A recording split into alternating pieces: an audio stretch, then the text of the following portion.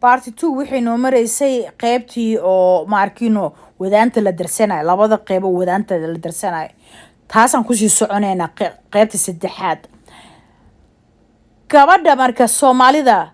wadaanta lama wada darsado wadaan hadii la darsanayana ninka iyada qaba wadaanta darsado oo hal dariiq ay ku socotaa naagtan hal jid bay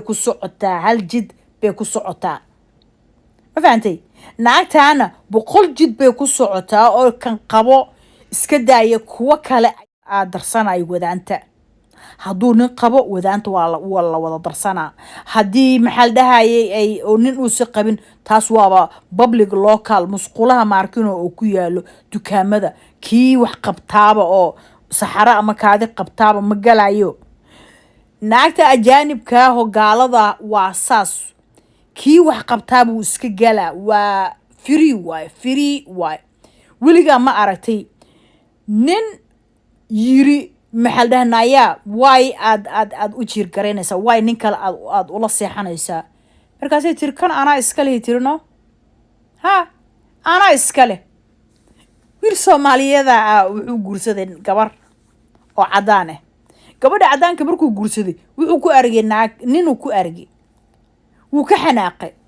adoogii wuxuu yiri maxaa kugu dhicir maxaad gabadha ugu xanaaqday maxaa guriga uga tagtay reerkaada ku soo laab markaas uu maxaa ku soo laabanoo reerka ninka naagtan uu yiri wixii aaday nin kale ayaa iska isticmaalay waa maxaa dhicir maxaa ku jaban uu yiri korkeeda iyada iska luu yiri adiga iska ma adliidu yiri waa naagtayda ha ahaatuu yiri kala saaru yiri waxaad leedahay iyo waxaad lahayn waalidkii dhalayaaba waxa ku jawaabayaan hadaad u dacwootid korkeeda iyada iska leh ninka rabtay siisanaysa iyada istiqiyaar iska leh fahanto hadaa ku rabtid ku hayso hadaad ku rabina ma salaamo muujada marka naag sidaas iyo gabar hadii la guursado hal nin kaliya ku ekaana yaa holofolof ii sheeg